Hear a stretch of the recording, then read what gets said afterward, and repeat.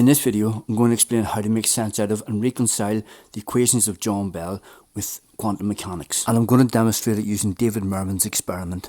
I'm not going to explain the statistical difference between John Bell's equations and quantum mechanics. This is aimed at serious researchers who already know what I'm talking about. In an experiment, you send pairs of entangled particles in opposite directions towards two measuring devices. And in each device there are three spin sensors which senses whether a particle is spin up or spin down. A, B and C, and they're all set at 120 degrees angles from each other. So if we look at spin sensor A, for example, and we use this schematic, anything above the black line is spin up, anything below the black line is spin down. And if machine 1 and machine 2 are both set to A, they will both record the opposite spin 100% of the time.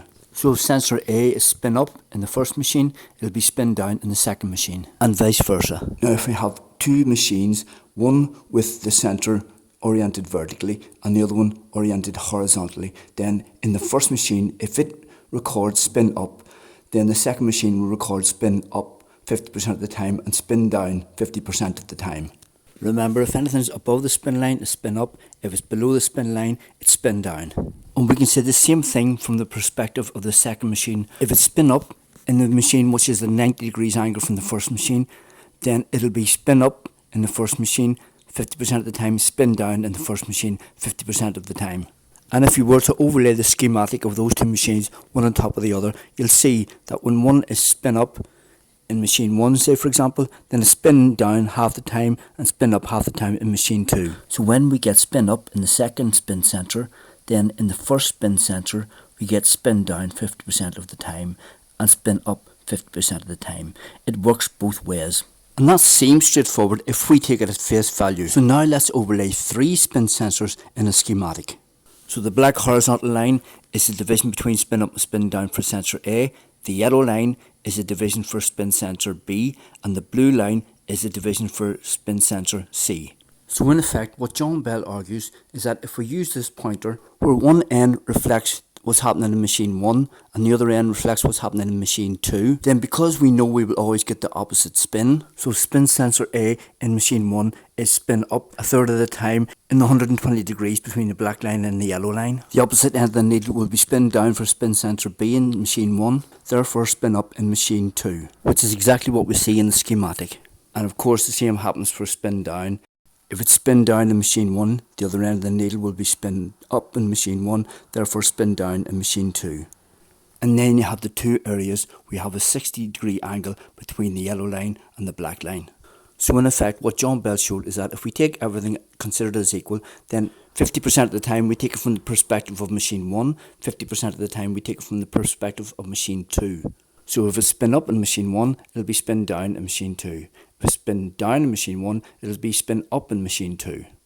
So if we regard the full circle as the full time, then 1/3 of the time altogether, you're going to get opposite spins in the two machines in those two 60 degree zones, which is 1/3 of the overall time. However, that needle is representing two different directions from the perspective of one machine, but we're measuring with sensors which are set at 120 degrees angles from each other. So let's use needles which reflect the fact that the two sensors are set at 120 degrees angles from each other in the two machines. And let's take it from the perspective of sensor A and sensor B. And the orange zone in the circle represents the full time range for sensor A, and the yellow zone in the circle represents the full time range for sensor B. And when we do this, what we find is that because the range of the yellow between the orange part of the circle and the black line is a 30 degree angle, so when machine 1 is set to spin sensor A, a quarter of the time spin sensor A will be recording spin up, and spin sensor B will be in the spin up position in machine 1, therefore spin down position in machine 2. And of course the same dynamics happen if we take it from the perspective of spin sensor B or spin sensor C in machine 1 or machine 2. So if the two machines are set to A and B, for example, a quarter of the time you're going to get opposite spins recorded in the two machines. So the hidden variable is which perspective are we taking from, which spin sensor and which machine. So that should be pretty clear that the outcome is predetermined regardless of what perspective we take it from. The other question then is how can that information be travelling faster than the speed of light? And in my theory of everything, I show that the particle model can't be correct because for any interaction between any two objects, there must be a physical connection. You can't pull or push a car up a hill, for example, if you don't have a rope to pull it, or you haven't got hands on it to push it.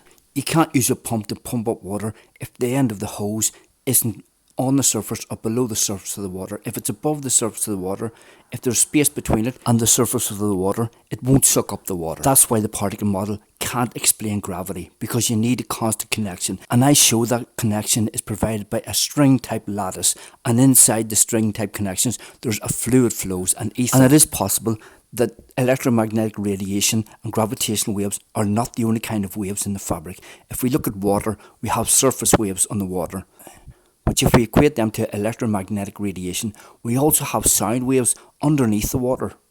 And we know that the sound waves travel phenomenally faster than the surface waves.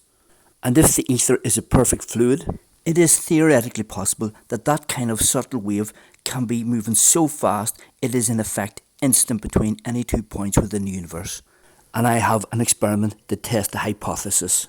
And if it works, it'll verify my theory of everything and reveal the correct model of physics going beyond the standard model, which will open up entire new fields of phenomenal technology. So if any researchers are willing to work with me, we'll run that experiment. All you need is a double slit setup with single photons or single electrons in a vacuum. It's exactly the same principle. When we detect for which way by firing photons between the slits, we're changing the perspective in the experiment. And I have an exquisitely simple way to prove it. All the evidence indicates that it will work. So if any researchers are interested in working with me, my email is skaggs, skagzxx @gmail.com.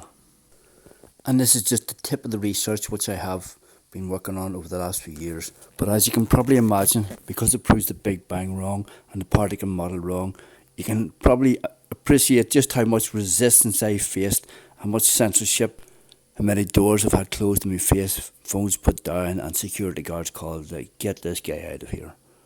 Just like the round earthers did, like Aristarchus and Galileo did, and even Einstein himself faced that kind of censorship and blockade for years when they introduced a new paradigm which overturned so many beliefs. So if anybody's willing to do some real science, a real experiment, despite how much it might challenge their beliefs, please give me an email and do it as soon as possible. And in case anybody's tempted to think that maybe that's just a fluke and the particle model can't be wrong, when I realised I was getting closed doors and stonewalled every time, I realised that I had to do something mathematically, and I didn't have the time to go to college and do all the in-depth mathematics, so I tackled two of the most famous mathematical conjectures in history and I solved them, and they're both condensed into 1 minute shorts on my channel in a playlist called Mathematical Proofs. And anytime I've shown them to academics, as soon as I say I solved the Goldbach conjecture or proven a second loop impossible in the Collatz conjecture, they say either something like, I don't think so, and then they stick to that standpoint, regardless of the fact it's so clear. And the last mathematics professor that I sat down with and went through the Goldbach conjecture with looked at it and he saw it's clear, and I said, it's clear, you can see it's clear, and he said, yes, but there must be something wrong. That's someone stuck in their beliefs, their ideas, rather than looking at the mathematical facts, the scientific facts. I've just proven the most profound and mysterious theorem in physics, John Bells Theorem, in this video, and explain what the hidden variables are. And I suggest people really start taking this really seriously and really start sharing my work and start putting pressure on your seniors in university, if you're at university. And if anybody's stalling because they think I'm an egomaniac or a control freak or deluded or whatever, face the facts. Look at the mathematical facts. In the Bible and films like The Terminator and The Matrix, it's one person who has the key to humanity's future.